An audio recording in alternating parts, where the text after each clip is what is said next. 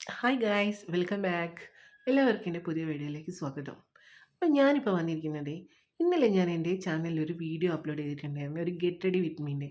ആ വീഡിയോയിൽ ഞാനൊരു ബ്രാൻഡഡ് ലിപ്സ്റ്റിക് തന്നെയാണ് യൂസ് ചെയ്തിട്ടുണ്ടായിരുന്നത്. പക്ഷേ ആ ലിപ്സ്റ്റിക്ക് യൂസ് ചെയ്ത് ഒരു 4 ഹവേഴ്സിന് ശേഷം ഞാനത് റിമൂവ് ചെയ്തതിന് ശേഷം എനിക്ക് ഫുഡ് കഴിക്കുന്ന സമയത്ത് ചെറിയ രീതിയിൽ ചുണ്ടിൽ എരിവ് അനുഭവപ്പെട്ടതിനെ തുടർന്ന് ഞാനത് ചെക്ക് ചെയ്ത സമയത്ത് എനിക്ക് ചുണ്ടിൽ ബേൺ ആയ പോലെ, ചുണ്ടിൽ മേൽചുണ്ടിലും താഴ്ചുണ്ടിലും ഡ്രൈ ആവുന്നത് ഓക്കെ, അത് സമ്മതിച്ചു. പക്ഷേ ഇത് പൊള്ളിയ പോലെ നല്ല രീതിയിൽ എഫക്റ്റ് ആയിട്ടുണ്ട്.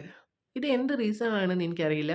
ഇതേ ബ്രാൻഡിൻ്റെ ഒരു ലിപ്സ്റ്റിക് ഇതിന് മുമ്പ് ഞാൻ യൂസ് ചെയ്തപ്പോഴും ഇതേപോലെ തന്നെ എനിക്ക് അനുഭവം ഉണ്ടായിട്ടുണ്ടായിരുന്നു.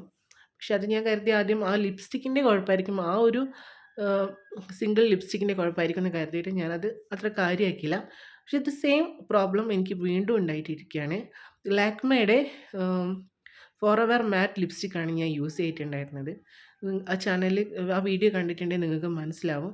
അപ്പോൾ ഇതിനെന്താണ് ഒരു പോംവഴി എന്നുള്ളത് നിങ്ങൾ എനിക്കൊന്ന് ഹെൽപ്പ് ചെയ്യണേ. ഞാൻ എന്തായാലും ഈ ബ്രാൻഡിൻ്റെ പേരിൽ ചെറിയൊരു കംപ്ലയിൻറ്റ് രജിസ്റ്റർ ചെയ്യാൻ പോവുകയാണ്. അപ്പോൾ അത് എത്രത്തോളം നല്ലതായിരിക്കും മോശമാണോ എന്നുള്ളതൊന്ന് നിങ്ങൾ കമൻറ്റ് ചെയ്യുക. പക്ഷെ നമ്മൾ വിശ്വസിച്ച് വാങ്ങുന്ന ബ്രാൻഡാണ്. അപ്പോൾ അതിൻ്റെ ഉത്തരവാദിത്തം അവർക്കാണ്.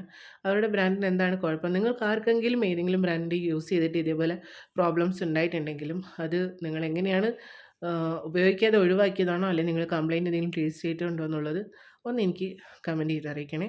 എത്രയും പെട്ടെന്ന് പ്ലീസ് സപ്പോർട്ട്.